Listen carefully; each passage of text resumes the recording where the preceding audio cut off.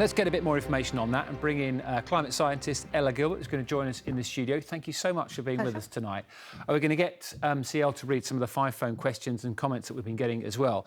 But let's start with some pictures you took last year. So you work for the British Antarctic Survey. I do. Tell us what we are looking at here and how serious the situation we're in. So this dodgy handheld camera work is in front of a glacier in a place called Svalbard, which is halfway between Norway and the North Pole. And it's actually one of the, if not the, most rapidly warming places on Earth. And the Arctic as a whole is warming 4 times faster than the rest of the planet, which has really significant consequences, not just for people and wildlife in the Arctic, but for all of us all over the world. OK, so you've got a video you took last year. You've also sort of correlated all your data into a graph for us, and you can explain what this means in terms of sea ice, which is your area of expertise. One of them. This isn't my graph, I should say, but what it does show is that this white line, which shows how Arctic sea ice was behaving in the 1980s, is a lot higher than this yellow line, which is the progression of sea ice area this year, so 2023. It's a really dramatic decline, and we've seen Arctic sea ice being lost at a really rapid rate from the time that we started recording it to the present day.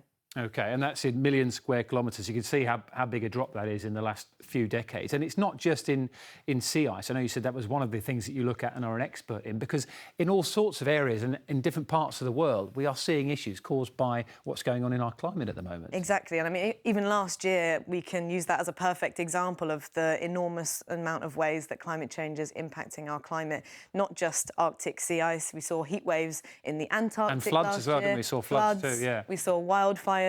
We've seen exactly pictures like this from Pakistan to European wildfires to heat waves, the first 40-degree C day in the UK, for example. So it's having really significant impacts and really varied impacts.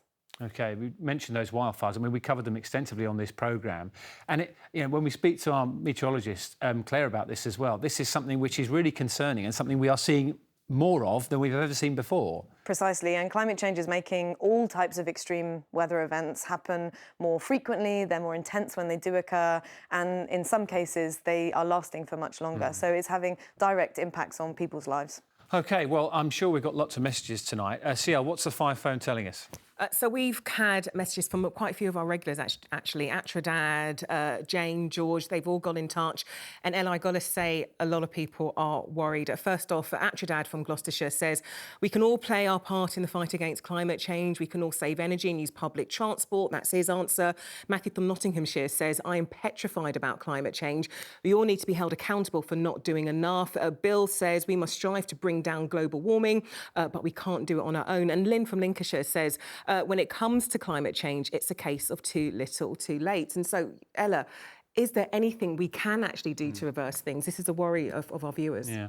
I mean, it's never too late to take action on climate change. I think that's a really important part of the story. Even if we don't necessarily meet that 1.5-degree target that's often talked about, 1.8 degrees is a lot better than 4 degrees. And every single fraction of a degree makes a difference. Every fraction of a degree of warming that we can avoid means a tangible impact avoided. That means less wildfires, less floods, less heat waves. And that has a really significant effect for people. Do you think the way we talk about it needs to change as well? Because we often look at sacrifice, don't we? And we're trying to get governments to convince us to lose sometimes the things that we are used to and make our lives a little bit more comfortable. Is that helpful to talk about it like that? I think this framing about having to sacrifice everything that we've grown accustomed to can sometimes be unhelpful, because actually there's so many things to be gained from taking action on climate change. It's not just avoiding the worst consequences. I mean, if we can restore our natural habitats, that could have really amazing benefits for our well-being, for our health,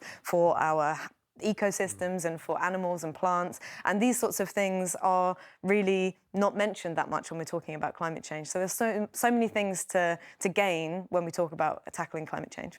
OK, Ella, it's been a real privilege to have you on tonight. Thank you very much Thanks for bringing your footage and explaining that to us so clearly as well. And thank you for all the messages you've been sending through to the 5-phone as well. I'm sure we'll see you again soon. Pleasure. Thank you, Ella. Thank you.